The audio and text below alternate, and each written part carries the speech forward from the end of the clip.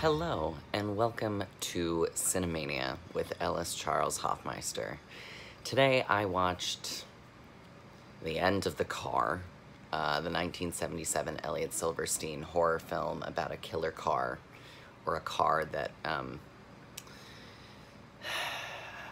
we'll just call it a killer car. I don't even know that I can get into a possessed car. Well, it's a whole thing. And then I also watched The Munsters, the 2022 Rob Zombie remake. So I'm going to talk about those two. So we have a semi-horror theme, as often usual, and there's still construction, so that's joyful. And yeah, it's Wednesday. So the car is...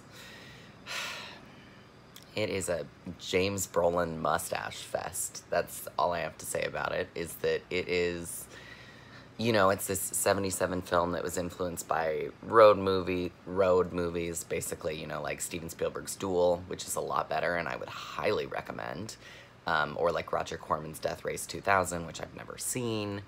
If you end up watching The Car with James Brolin, it has, it has a handful of character actors. It has Kim and Kyle Richards in it, which is one of the reasons I wanted to watch it. And it is just a James Brolin fest, so that's probably the best part of it. In terms of killer car movies, I think that Christine is a lot better. And even, arguably Maximum Overdrive is better, which I don't know that I've ever seen the whole thing, but all I remember is that gun on a stick is a master of war, which is one of the lines from that film. So that's magical. I'm gonna go watch that one for sure.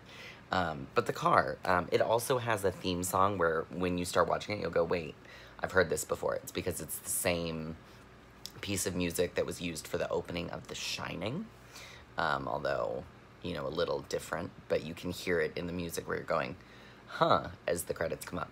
The one thing I will say about The Car is Universal, that 2:3:5:1 aspect ratio is gorgeous, and Universal films from the 70s have beautiful, beautiful, and 80s, they just have very clean, crisp video, which is really fun to see. So even if the movie's not as good, say The Car, then at the very least, the picture is really, really beautiful.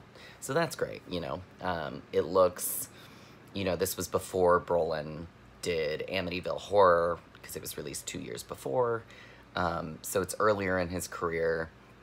It has some character actors that you've seen in different places. One of them, being one of the guys from Deliverance, and then this other guy that I can't remember what he's in, but you've seen in a million things. So, if you like kind of, it's also listed, I think, in one of the most, in the Golden Raspberry Guide or Companion as one of the 100 most enjoyable bad movies ever made. It's pretty, like, cheesy fun, but I didn't love it. So we'll put it there. I would give it 1 out of 5 Brolin mustaches. And the 1 is for the picture and the Brolin. So there. I also watched Rob Zombie's remake of The Munsters, which, I want to be honest, I'm a fan of Rob Zombie. I really like him. I like his films. And I love The Munsters. I'm a big fan of that TV show. So on initial viewing, I didn't love it per se, but someone said in their review of it where they were like, I feel like you need to watch it multiple times and it'll get more entertaining. It just is, it's very much a spin on The Munsters, and I know that he originally wanted to shoot the whole thing in black and white, and Universal said no. They filmed it in Hungary. It just... It does capture some of the spirit, even if I don't love it as much. I would give it, 3 out of 5 Herman Munster knee-slapping jokes.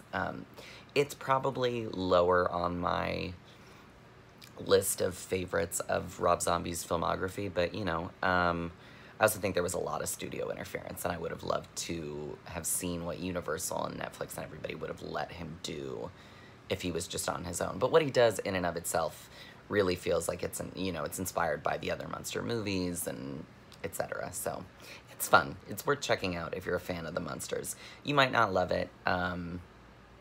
you know, but at the same time, I think that person's assessment is correct, that you probably need to watch it multiple times, or maybe even just put it on and, you know, find entertainment in there. So, and it's a prequel of sorts to the series, so that part's fun. And Cassandra Peterson makes a cameo, so that's wonderful. Okay, have a great day.